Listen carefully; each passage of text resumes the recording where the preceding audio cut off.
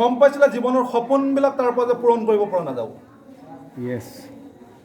হয়নে নহয় আৰু জীৱনত সপোন পূৰাবৰ কাৰণে এটা ৰাস্তা বিচাৰি পাইছিল আৰু তাৰ কাৰণে এটা ষ্ট্ৰং ডিচিশ্যন লৈছিল আৰু তাৰ কাৰণে আজি সপোনৰ ঘৰটোৰ মাজত আমি এটা কেক কাটিবলৈ গৈ আছোঁ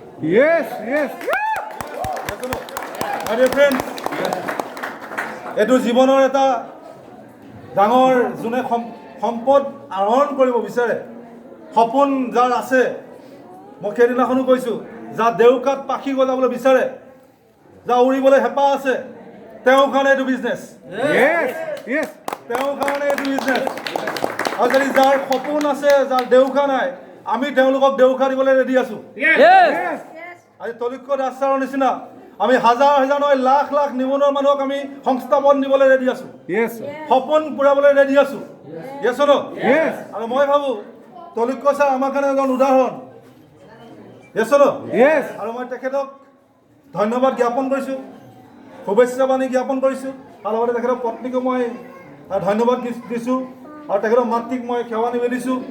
আৰু প্ৰত্যেকজন এছ'চিয়েট আজি সংকল্পবদ্ধ হওক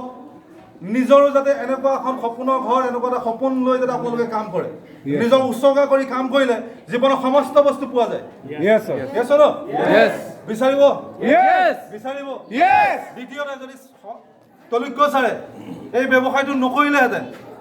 বেলেগ ব্যৱসায় কৰাহেঁতেন এনেকুৱা ঘৰ বনাব পাৰিলেহেঁতেন মই ধৰি লৈছোঁ পাৰিলেহেঁতেন বুলি ধৰি লৈছোঁ বাট এনেকুৱাকে বেলেগে হাতে হাতে গামোচা লৈ তেওঁক সন্মান যাচিবলৈ নাহিলেহেঁতেন এনেকৈ বেলেগৰ মৰমত কেক কাটিবৰ কাৰণে আনৰ ছাকচেছত আনে হিৰা উজাৰি সম্ভাষণ দিবলৈ কোনো নাহে একমাত্ৰ এটা ইণ্ডাষ্ট্ৰি ডাইৰেক্ট চেলিং ইণ্ডাষ্ট্ৰি এটা কোম্পানী